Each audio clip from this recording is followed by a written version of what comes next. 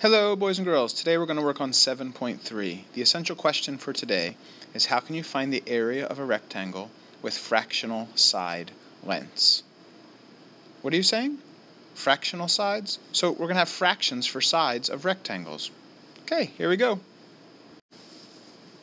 This problem can be found in your math journal on page 240. It's our math message for today. And what we need to do is we need to find the area of this rectangle by multiplying 8 1/2 times 5 1/2. At this time, pause the video, see if you can solve the problem, and then come back and see how a couple of different ways that we were able to solve it. Thinking about one method we can do this, we're going to convert the 5 1/2 into an improper fraction. So my improper fraction for 5 1/2 is going to be 11 2s. And over here, my 8 1/2 is going to be 17 seconds. So now I have to take both of these fractions and I have to multiply them together. And remember, when I'm multiplying fractions, I multiply numerators and I multiply denominators. So my denominator, 2 times 2 is equal to 4. My numerator, 17 times 11, is 187. So now I have this improper fraction, and I have to convert it into a mixed number. So in doing that, I'm going to divide 4 into 187. And when I do that to save some time, I'm going to get 46 3/4. Let's check another method and see if we get the same answer. The first way we can solve this problem is by multiplying 8 1/2 times 5 1/2. So let's follow along and watch the steps that we're going to take. The first thing we're going to do is we're going to multiply the whole numbers. So we're going to multiply 8 times 5 to give us an answer of 40. Next, we're going to take 8 and we're going to multiply it by this 1/2 way over here. So when I multiply 8 times 1/2, my answer is 4. Just like I did the 8 times the opposite 1/2, I have to take the other whole number, which is 5, and multiply it by the other fraction there, which is 1/2. And when I multiply 5 times 1/2, I come up with the answer of 2 1/2. My last step is going to be to take the two fractions that I have, 1/2 and 1/2, and multiply them together to come up with a product of 1/4. Finally, I have to take the answer of my four products, 40, 4, 2 1/2, and 1/4, and add them all up. So I will do that over here, 40 plus 4 plus 2 1/2 plus 1/4. And I will add them all up. When I add my whole numbers up, I get an answer of 46. And when I add the fractions up, noticing that there are uncommon denominators, I will come up with a common denominator of 4 and get an answer of 3/4. So the area of that rectangle, when all said and done, is giving me an area of 46 3/4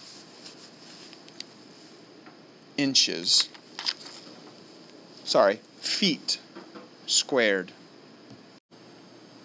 A second way to figure out fractional sides with an area is to take a piece of graph paper and think about how long your length and your width are and draw them out and then count squares. So for our math message example, our one side was 8 1/2. So I'm going to try and draw as straight as I can 8 1/2 by counting. So I have 1, 2, 3, 4, 5, 6, 7, 8, and this time I've got to go down a half. My width was 5 1/2, so I'm going to start where I finished. I'm going to go 1, 2, 3, 4, 5 1/2. So now what I have to do is I have to do the same thing going back up. So I'm going to connect this line and go straight up as straight as I can. Not the straightest, but it'll work. And now I've got to connect the two up here. Now that I have my rectangle, I have to go ahead and I have to count the squares and figure out how many squares there are. So watch me number. I have 1, 2, 3, 4, 5. I'm going to skip that square for a second because it's not a full square. So then I go 6, 7, 8, 9, 10, 11, 39, 40. Now, I have a bunch of half squares that I have to put together to make more squares. So if I look down here, I have these two here, which would make 41. Down here, two more together would make 42. This one here is not a full square at all. It's more of a fourth of a square. So we're going to leave that one go for a second. And I'm going to combine this one with this one to give me 43. I'm going to combine these two to get me 44, 45, 46. And then that leaves me a half there. So I have a half left here, and I have a fourth left there. So I have 46 and 3/4. And the way I did that was I recreated that rectangle from the first slide and made it 5.5 by 8.5 and then counted all of my squares. So there's a second way to find the area using fractional squares. Just wanted to remind you that a unit fraction is a fraction with a numerator of 1. The example I have below is 1/2 of a foot by 1/2 of a foot.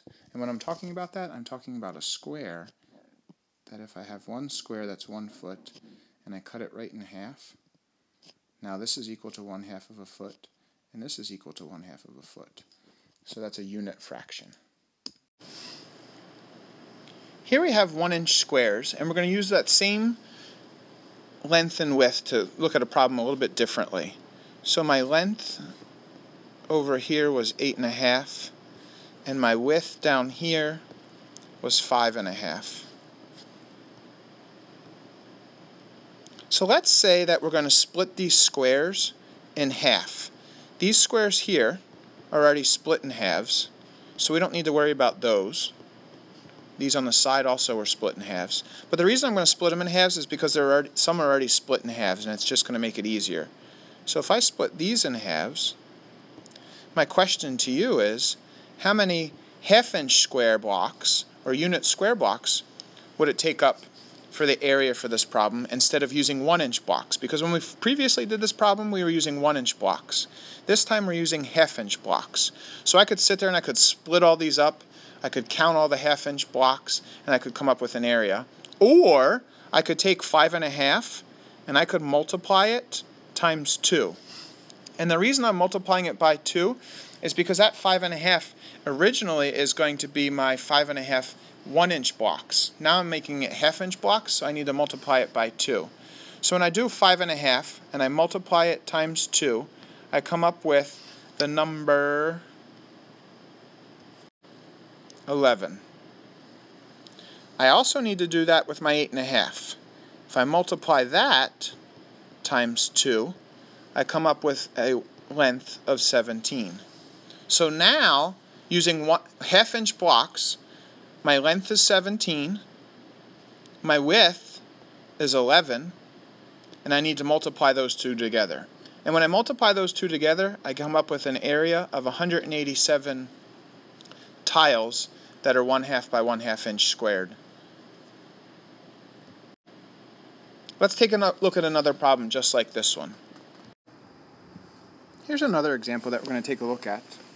My width is 4.5 and my length is 3.5. I'm going to convert these both into improper fractions as well, since they are mixed numbers. So when I do that and I convert this one down here, I get 4 times 2 is 8, plus 1 more is 9, so I get 9 seconds. And this fraction up here, 3 times 2 is equal to 6, and then 6 plus the 1 is equal to 7, so I get 7 seconds. So now I have to take 7 seconds, and I have to multiply it with 9 seconds. And when I do that, again, multiplying across my numerators, 9 times 7 is equal to 63. 2 times 2 is equal to 4. So now I have to go and divide 63. 4 goes into 63 how many times? I'll do it the traditional way here. 1, 4, subtract, and I get 2. 4 goes into 23. Let's see, 4 times 6 is 24. 4 times 5 is 20. When I subtract that, I get 3. So I have 15 and 3/4.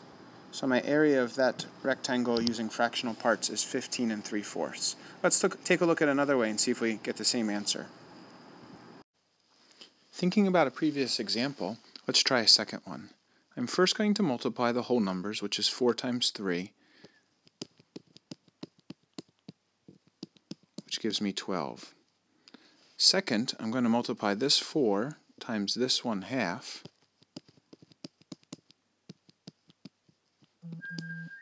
which equals 4 over 2, and when reducing that gives me 2. I then have to take my 3 and multiply it by 1/2, which equals 3/2.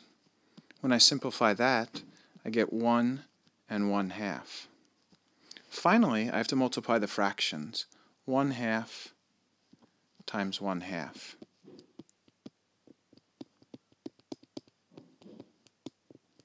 Remember, when multiplying fractions, I multiply the numerators and I multiply the denominators. So 1 times 1 is equal to 1. 2 times 2 is equal to 4. My final step in multiplying these mixed numbers is I have to add up all the whole numbers and the fractions. So my whole numbers are 12, 2, and 1. 12 plus 2 is 12. 12 plus 2 is 12. 12 plus 2 is 14, plus 1 more is 15. And then I have to come up with a common denominator for 1/2 plus my 1/4. My common denominator is going to be 4. Equivalent fraction, 2 times 2 is equal to 4, so 1 times 2 is equal to 2. So now I have to do 2 halves plus 1/4, which is equal to 3/4. So multiplying 4.5 times 3.5, the answer is 15 and 3/4. At this point, boys and girls, you're now, I think, ready to start working on your math journal pages. So you're going to start working on page 240. And then you're going to proceed to go down to 241. And then you have math boxes, at 242. Don't forget your home link is out in the hallway, and that would be for 7.3. And let's see what you can do for all of this today. Good luck.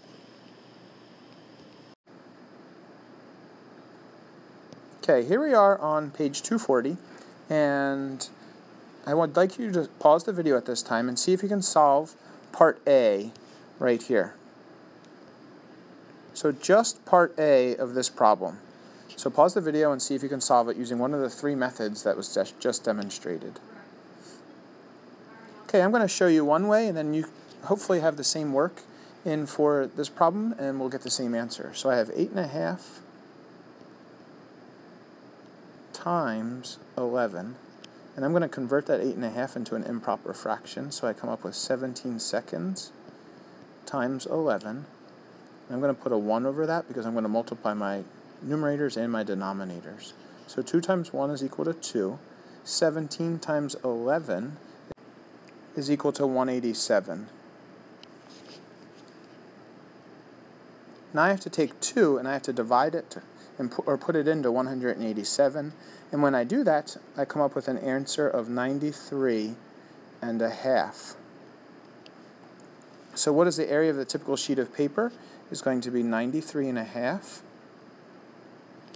My number model for this is going to be exactly what I wrote right here. 8.5 times 11.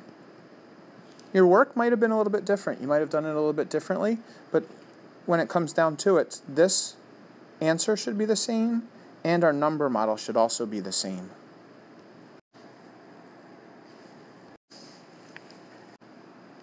I want you to think back to the example where I split the 1-inch squares into half-inch squares.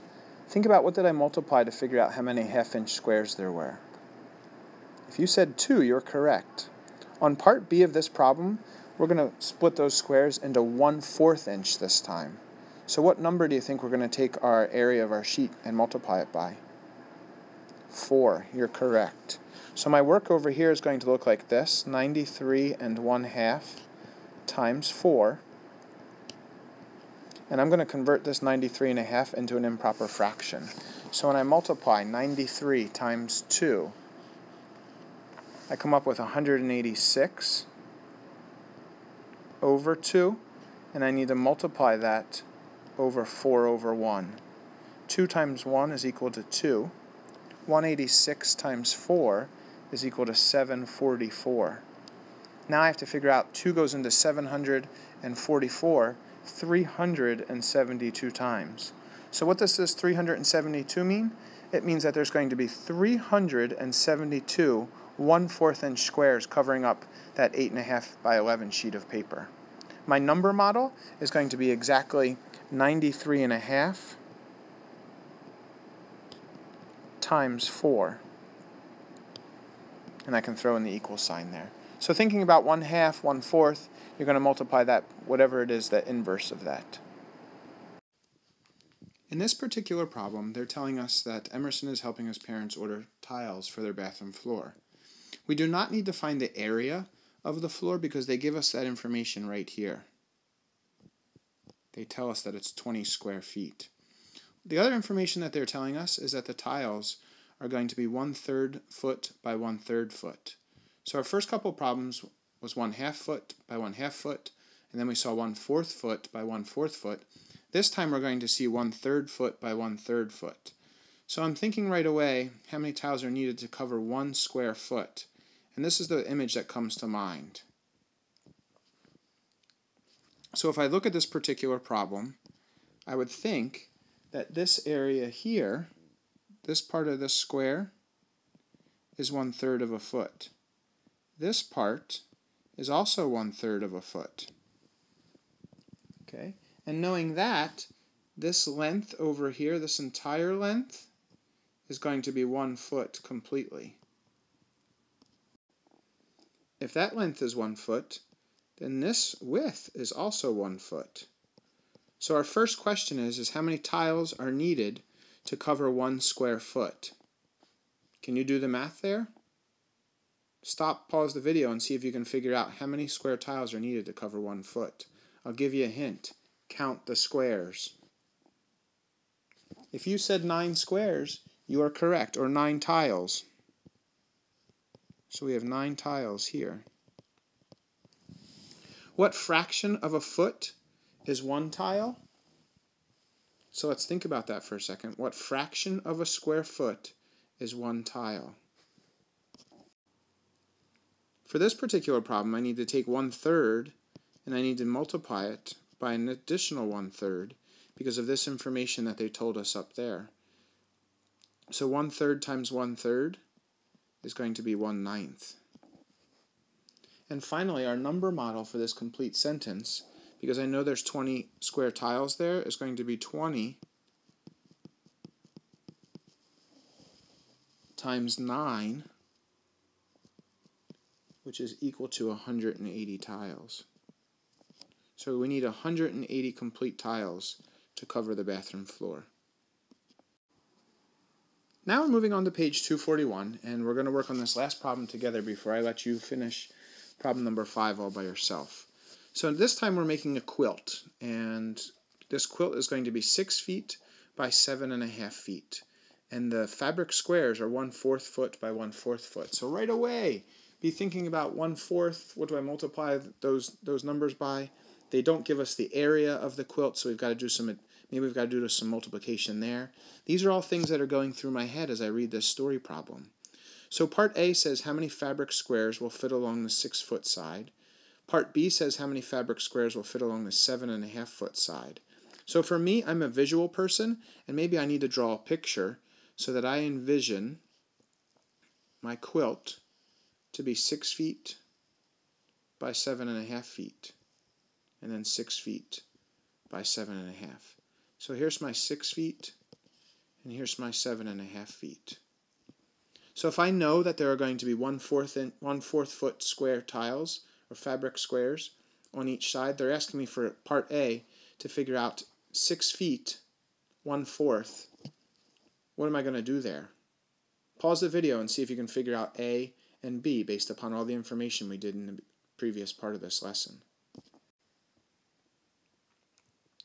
For part A, I need to multiply 6 times 4, which gives me 24 1/4 fabric tiles. For part B, I need to figure out 7 1/2, and I'm going to make that into an improper fraction to give me 15 seconds. And I'm going to multiply that by 4. I'll put that 1 over it. So when I multiply my numerators and my denominators, I have 2 there, and 15 times 4 is equal to 60. To finish that part of the problem, I need to do 2 goes into 60 30 times. So that means for one side, I need 24 1/4 inch tiles. For the other side, I need 30 1-inch or 1/4 square tiles. So this part here is 24, this here is 30. Now we have to look at C and D, knowing all that information. How many fabric squares will Francisco and his aunt need to make the whole quilt? What's my number model? Okay, so my number model here is going to be what? Think about what we put in for A and B. 24 times 30.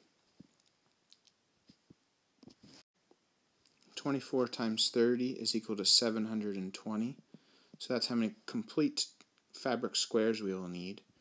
And then we've got to come back and what will the area of the quilt actually be? So we have to go way back to the beginning part of this lesson and multiply 7 1/2 times 6. So we figured out before that 7 1/2 becomes 15 seconds. And we have to multiply that by 6.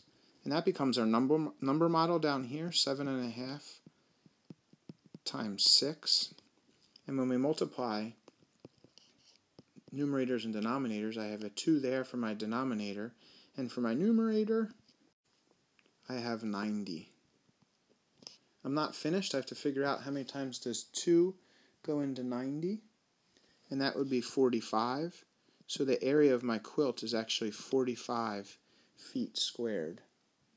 So boys and girls, I feel confident in you now.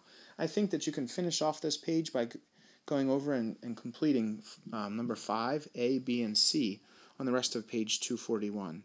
When you're finished, go ahead and complete math boxes on page 242, and then head out into the hallway and get your home link.